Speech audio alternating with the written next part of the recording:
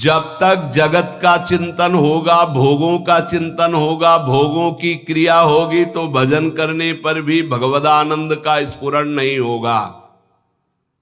तो क्या भजन व्यर्थ चला जाएगा? नहीं, उसका फल मिलेगा। पर भगवदानंद स्फुरित हो गया तो तुम तो जीवन मुक्त हो गए। इसलिए अपनी वृत्ति को विषय भोगों के चिंतन से बचाओ, अपने शरीर को विषय भोग क्रिया से बचाओ, शरीर से सेवा करो, वृत्तियों से चिंतन करो, खूब सत्संग करो, भगवान की लीलाओं का गान करो, श्रवण करो, साधुओं के दर्शन करो, उनके वचन सुनो और एकांत में रहकर गुरु आदेश से उपासना करो, तब तुम्हें आनंद प्राप्त होगा। फिर सुन लो, जगत का चिंतन, भोगों का चिंतन, भोगों की क्रिया जब तक होती रहेगी तो 2-4 माला से घुमाने से भगवदानंद की स्फूर्ति नहीं होती। इसलिए इष्टाकार वृत्ति करनी पड़ती है भगवदानंद की अनुभूति के लिए।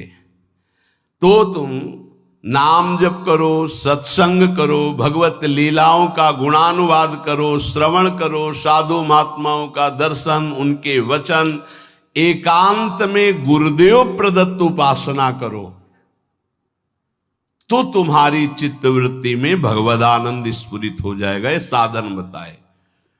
इन साधनों से इष्ट देव में ममता होने लगती, मेरी प्रिया जो, मेरे लाल जो। और जिसको विषय कड़ुआ लगने लगे तो जान ले हम पर बहुत बड़ी कृपा हो रही। क्या? अब मुझे नहीं चाहिए, नहीं चाहिए, अंदर से जिद आ जाए, मुझे नहीं चाहिए। जैसे कोई किसी को बमन दिखावे तो घृणा हो जाए, नहीं। ऐसे जब तुम्हें रमा बिलास राम अनुरागी, तजत बमन जिम जन बड़भागी।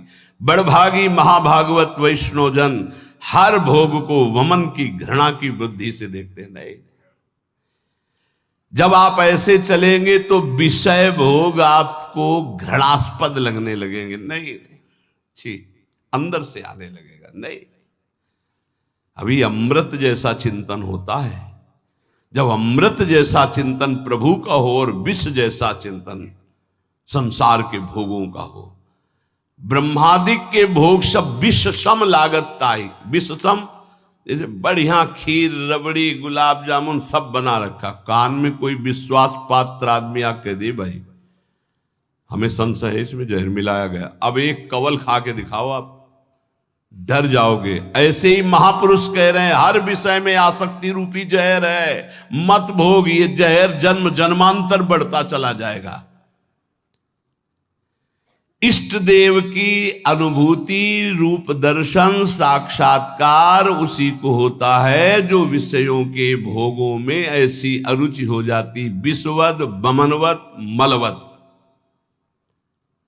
ये उसी को होती है जो निरंतर नाम जप करता है, सत्संग सुनता है, भगवत लीला गुणानुवाद गायन करता है, श्रवण करता है, साधु दर्शन करता है, एकांत देश में गुरु प्रदत्त उपासना करता है। प्रेम मार्ग में चलने वाले उपासक को ना माया पर विचार करना है, ना प्रारब्ध पर विचार करना है। प्रारब्ध ज्ञानियों का होता है, माया पर विचार करने के लिए विवेक चाहिए। तुम्हारे लिए एक ही स्थान है, नाम जप। माया कैसी? हरि जाने, प्रारब्ध हरि जाने। अपने को क्या करना है? राधा राधा राधा राधा राधा राधा। महापुरुषों के वचनों को समझो।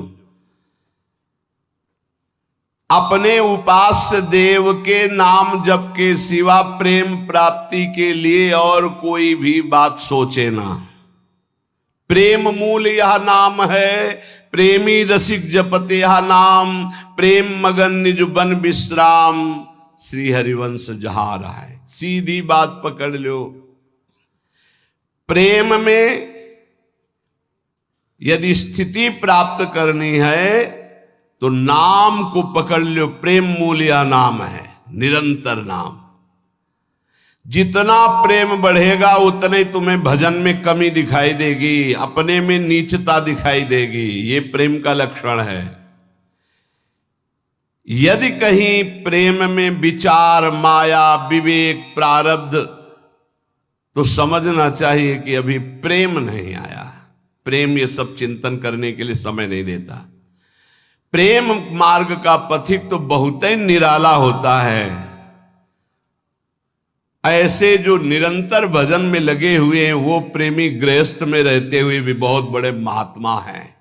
जो जंगल में रह के प्राप्त किया जाता है वो घर में रह के उसने प्राप्त कर लिया। उसने कोटि कोटि वंदना है उस गृहस्थ की जो निरंतर नाम जप करते हुए प्रभु से प्रेम। ऐसे दर्शन होते हैं, गृहस्थ आते हैं, आंसू चल रहे हैं, बस मुझे और कुछ नहीं चाहिए, प्रिया प्रीतम का चिंतन चलता रहे। बस चाहे जैसे बोल रहे हैं लेकिन हृदय तो शीतल है। प्रियालाल के लिए अश्रु प्रवाह कर रहे हैं, मांग रहे हैं प्रियालाल का चिंतन।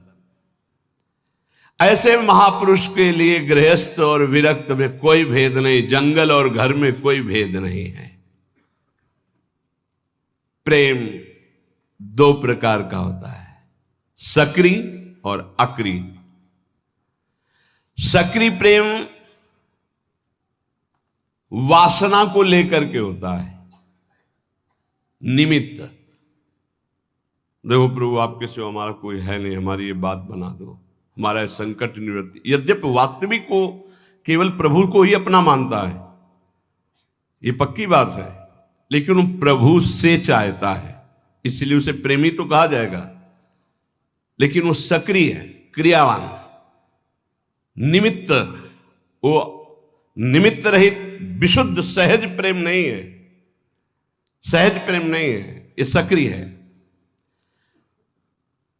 ऐसे प्रेमियों की कोई खास गणना नहीं होती, मतलब इनका कोई खास महत्व नहीं माना गया प्रेमी जनों के बीच में। क्यों? क्योंकि जिस दिन इनकी वासना की पूर्ति हो जाएगी उस दिन से इनका लगाव कम हो जाएगा, ये सिद्धांत है। और जो निष्क्रिय प्रेमी होते हैं, निष्काम, कोई निमित्त नहीं, ये भगवान को अधीन कर लेते हैं अपने, इनके संग डोलते हैं भगवान। जैसे कोई अत्यंत रूपवती है पर वो अन्य किसी से प्रेम करती है, तो क्या पति उसे अपने हृदय का प्रेम संपूर्ण दे पाएगा? नहीं दे पाएगा। कोई रूपवती नहीं है, गुणवती नहीं है, लेकिन अपने पति की अनन्य है, तो वास्तविक प्रीति को जानने वाला पति उसके हाथ बिक जाएगा। ऐसे हमारे श्री हरि है। यदि आप कहीं अन्य भाव रखते हैं कि मेरा ये काम बन जाए, मेरा ये काम बन जाए, मेरा ये काम बन जाए, हरि को ही बचते हैं माना, तो हरि आपकी वो इच्छा की पूर्ति करेंगे पक्का। जो इच्छा करियो मन माही, हरि प्रसाद कछ दुर्लभ नहीं। पर वो आपके अधीन होंगे नहीं, आप सौदा कर लिए हो। लेकिन जो कुछ नहीं चाहते हैं वो उस पतिव्रता पत्नी की तरह है जो केवल पति से प्यार करती, फिर पति को अधीन होना पड़ेगा उसके प्यार में। ऐसा वो पातिव्रत धर्म से युक्त अनन्य रसिक उपासक होता है जो अपने इष्ट को अधीन कर। ये जीवन का लाभ यही, क्या मांगोगे? संसार ये तो अपने आप पीछे पड़ा रहेगा। बात ये बाधा रूप में मिल जाएगा जिसे तुम मांगना चाहते हो। चलो तो आगे प्रेम मार्ग में। यदि आप प्रभु से कुछ नहीं मांगोगे तो सबके अधिकारी बन जाओगे। आप कुछ मांग लिया तो कुछ हाथ लगेगा, सब कुछ नहीं, और कुछ नहीं मांगा तो सबके अधिकारी बन जाओगे आपको, और अधिकारी के बन जाओगे, कुछ चाह ही नहीं रह जाएगी। सच्ची बात ना। नाम जप का ऐसा प्रभाव कि बाल भक्त ओम प्रकाश जी के जीवन चरित्र में पढ़ा गया। दिन प्रतिदिन रति खत्म होती जा रही संसार की। गजब की बात है कि 74 दिन तक कोई खान पान नहीं, सशरीर भगवान का आलिंगन प्राप्त किया। सशरीर, ऐसा नहीं कि कोई चिदानंद दे से, उसी शरीर से आलिंगन प्राप्त किया और फिर सखा भाव से मुक्त हो गए। आज भी उनकी समाधि बनी हुई चामुंडा के सामने। ऐसे नाम जप, स्कूल से शुरू किया नाम जप, और ऐसी उच्च कोटि की कम अवस्था में स्थिति प्राप्त कर ली। नाम जप में बड़ी अपार सामर्थ्य है। पर हमें लगता है कि प्रभु से यदि ना मांगा जाए तो बहुत ज्यादा लाभ मिल जाएगा। हम लोग बहुत कमजोर हृदय के मांग कर बैठते। कई बार ऐसी परिस्थितियां आती हैं कि साधक को विश्वास नहीं रहता, विश्वास यूं नहीं रहता जैसे अब बड़ी भयावह परिस्थिति आने वाली है। अब उसको लगता है पता नहीं भगवान जानते कि नहीं जानते, सुना कि नहीं सुना। हे भगवान आप ये काम बना दो, बस आप इस विकट परिस्थिति से निकाल दो नाथ, बस जीवन भर भजन करेंगे आपका, प्रभु प्रभु आप बचा लो बचा लो। तो जब बच गया तो आप देख लेना वो जो आपकी प्रीति थी प्रभु से कम हो गई, आपका जो अपनापन था वो कम हो गया। ऐसे आप अगर 100-200 बार ऐसे मांगते चले जाएंगे तो आपका भजन ही क्षीण हो जाएगा, आपका भाव नहीं बन पाएगा प्रभु के प्रति, ऐसी स्थिति आ जाएगी। सच्ची कहते हैं यदि तुम्हें वास्तविक बात समझ में आ जाए मेरी, पूज्य बाबा कह रहे आनंद ही आनंद तुम्हारे जीवन में रहेगा यदि तुम प्रभु से कुछ न मांगो तो। जा ही न चाहिए कबहू कुछ, नहीं चाहिए नहीं चाहिए।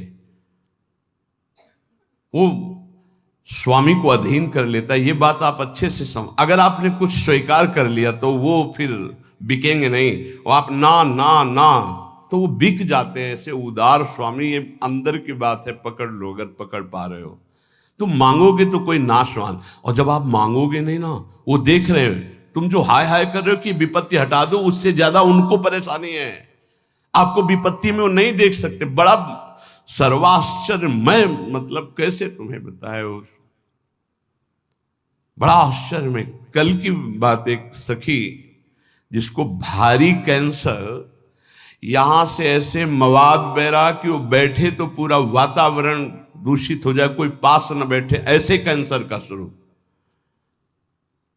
आए और शिष्य आए, उन्होंने कहा कि अब तो मैं मरने आई हूं, बस 2 महीने में डॉक्टर ने कहा मर जाओगे।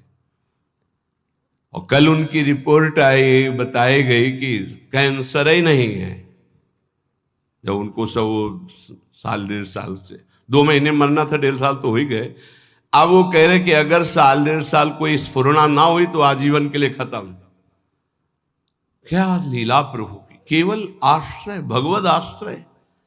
और वो ये नहीं चाहती है कि हमारा कैंसर ठीक, वो यही चाहती थी कि बस इस रज में प्राण निकले, मैं श्री जी की सेवा में जाऊं। तो श्री जी कहती है और सुनो हमारा यश, अभी और नाम जप कर लो और फिर आओ हमारे पास। एक बड़ा आश्चर्य देखने को मिलता है कि ये चीजें विश्वास के लिए कह रहा हूं, ये चीजें मतलब जहां कोई गुंजाइश नहीं है, ऐसी स्थिति है कि जब पहले बार डॉक्टर देखता है तो कहता है बस जितने दिन हैं उतने दिन हैं।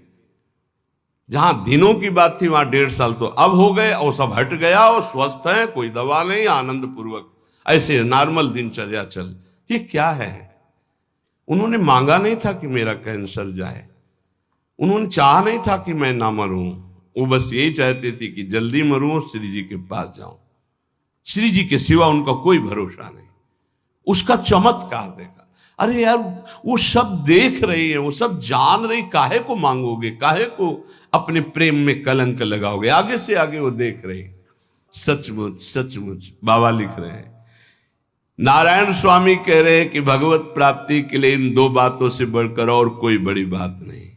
रोज सत्संग सुनने को मिले और युगल सरकार का नाम जप करते हुए ध्यान करने को मिले। राधा वल्लभ लाल को हृदय ध्यान मुख नाम, भगवत प्राप्ति हो गई। 2 ही बात, रोज सत्संग सुनने को। तुम्हें हम बताते हैं कि जिनको ये भ्रम हो कि गोपी जनों से एक क्षण के लिए भी भगवान गए तो कभी नहीं गए। पूज्य बाबा कह रहे,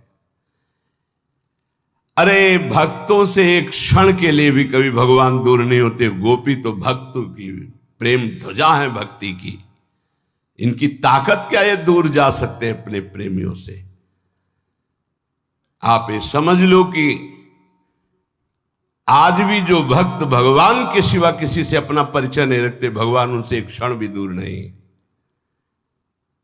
और फिर वृंदावन तो इनका घर है, वृंदावनम परित्यज्य पादमेकम न गच्छति, तो कैसे कहा जा सकते हैं? भक्त के अधीन भगवान है, ये वैसी भक्त की बात है जो कभी भगवान से कोई मांग नहीं करता है, उन भक्त की बात है। आप देखना चाहते हो कि वृंदावन में भगवान साक्षात यहां विराजमान है, अपना संबंध किसी से मत रखो, न देह से और न देह भोगों से, न देह संबंधियों से। अगर मिल न जाए तो कहना। उन गुरुजी का नाम रघुवंशी, शायद रघुवंशी या कुछ ऐसा ही नाम, ये जो धर्म सम्राट करपात्री जी का विद्यालय, संस्कृत विद्यालय है, जो बड़े बड़े महापुरुष जन उनसे पढ़े हैं, उनका ऐसा ही नाम। वो पहली बार जब काशी से वृंदावन आए, बड़े ही महाभागवत, नाम जापक, धर्म मर्यादा के अनुसार गुरु रघुवंशी, जो क्या है सब स्मरण हमें नहीं है। वो जब आए वृंदावन तो उस समय और वृंदावन का स्वरूप लता पता सब, तो सीधे पहुंचे जुगल घाट। ये रोड नहीं बना हुआ था, तो उधर से ये पता चला कि परिक्रमा मार्ग में है कहीं, तो यहां था करपात्री जी का, तो युगल घाट पहुंच गए। वहां जब पहुंचे तो अंधेरा होने लगा था, तो सोचा किससे पूछो, वहां कोई दिखाई नहीं दे रहा। तो पहली बार आए थे, नया नया खुला था धर्म सम्राट करपात्री जी का है जो संस्कृत विद्यालय, उसमें वो आचार्य रूप में आए थे। देखा एक पीतांबर पीत वस्त्र धारण किए हुए, हाथ में जैसे गुरुकुल में पढ़ता हुआ विद्यार्थी। कहा गुरुजी दंडवत। दंड। हमें लगे कि गुरुजी तुमको जानना चाहते हो। बोले आप? मैं विद्यार्थी हूं, सेवा कुंज में रहता हूं। उनको क्या पता क्या सेवा कुंज। अच्छा, वहां कोई गुरुकुल होगा? नहीं, वहां मेरी सेवा रहती है, वहां सेवा में रहता हूं, विद्यार्थी हूं। तो गुरुजी आपको जो संस्कृत विद्यालय में जाना है वो मैं जानता हूं। अच्छा, उसी की तो खोज कर रहे थे। आओ, कच्चा रास्ता बना, ये आप जाओगे 500 कदम के बाद आपको मिल जाएगा। तो उनका तुमसे मिलना चाहे तो कभी, गुरुजी हमारी सेवा रहती, सेवा कुंज में आप कभी आके मिल लेना। ठीक है। अब वो गए, जब वहां पहुंचे तो उनको बार बार वो शब्द गुरुजी गुरुजी गुरुजी, बार बार वो मृदु शब्द। तो वहां जो कुछ विद्वान ब्राह्मण, उनसे कहा कि मैं एक बार उस विद्यार्थी को धन्यवाद देना चाहता हूं, मैं बहुत व्यथित था कि मुझे कैसे। तो सेवा कुंज उसने बताया है। तो लोग आए से, तो कहा ये तो श्री जी का, यहाँ तो आसपास कोई विद्यालय नहीं, आसपास तो भगवान के प्रेमियों के वास हैं और भगवान के श्री विग्रह विराज। तब उनके मन, ये साक्षात नंदनंदन थे, साक्षात पहली ही बार में उन्होंने ये हम उनके श्री मुख से सुना। बिल्कुल वयोवृद्ध से सब पकड़ के लाए हुए थे स्वामी अखंडानंद जी के उसमें। तो उसमें बैठ करके वो ये कि वृंदावन की पहली कृपानुभूति मुझे साक्षात श्याम सुंदर का ऐसा। तो यहां यदि अन्य आश्रय, अन्य संबंध रहे तो बहुत जल्दी भगवत साक्षात्कार हो जाए। श्री नथियाबाई जी कोई संबंध नहीं, किसी से नहीं, या आए सेवा कुंज के पीछे उनका छोटा सा अब निर्माण हो गया। तो उपला बीन लेती, चून मांग लेती, मोटी रोटी बनाती, किसी एक संत को पवा देती, धीरे धीरे छोटी सी कुटिया धीरे धीरे मांग करके। बस कोई संत पहुंच जाए 1 बजे 2 बजे 4 बजे, भाई जी राधे राधे, भूख लगी भाई जी, भिक्षा मिलेगी, रुक बाबा, तुरंत व्यवस्था करते और पवाते। अब धीरे धीरे ऐसा कि पूरे गांव में जाती, आटा मांग के लाती, कंडा बीन के रखती, 10-20 संतों को पवाती। एक दिन बैलगाड़ी में वो मांग करके जो चून आदि कंडा आदि सब ला रही थी। संध्या का समय हो गया, कच्चा मार्ग था, वर्षा होने लगी, छाता लालटेन लेकर के, क्योंकि आटा संतों का है, लकड़ी संतों की अगर भीन जाएगी तो कल भिक्षा नहीं होगी। ए माई ये छाता ले, हम तो नव अवस्था के हैं, हमें कोई फर्क नहीं। अरे नहीं लाला तू भीन जाएगा, बड़ा सुकुमार है तू, नहीं ये। और भींजते हुए लालटेन आगे लेकर के चले। कुछ समझ में नहीं आया। जब वहां नथियाबाई अपनी कुटिया में पहुंच गई, वो गली से निकल गए। जब दूसरे दिन दर्शन करने गई तो वही छाता वही लालटेन लिए बिहारी जी उनको दिया। अरे बोले तू था, मैं तो समझ ही नहीं पाई ये वृंदावन धाम है। रोज ठाकुर जी मिलते हैं, पर बड़े लीला बिहारी हैं। अगर किसी से संबंध रखते हो तो देख नहीं पाओगे, और अगर केवल उनसे संबंध रखते हो तो पक्का समझो कोई ऐसा वृंदावन वासी जो प्रियालाल का अनन्य है, ये नहीं कह सकता कि मुझे प्रियालाल का सानिध्य नहीं मिला। ये घर है उनका, आपका कोई और है, आपकी कोई ठौर है, इसलिए ये छुपे हैं। नहीं तो पक्का यदि अन्य कोई चाह नहीं, अन्य कोई संबंध नहीं, तो फिर ये वृंदावन बिहारी तुम्हें दर्शन दिए बिना कैसे रह सकते हैं। ये सर्वव्यापक भगवान हैं एक तरफ ज्ञानियों के लिए, लेकिन प्रेमियों के लिए उनके लाडले प्रगट ठाकुर है। ये भक्तानुग्रह विग्रह है, इसलिए जो इनकी भावना में रहता है वो टकराते रहते किसी किसी रूप में, रोज मिलते रोज। देखो पहचानो, इसीलिए कहते होश में रहो, ये वृंदावन धाम है।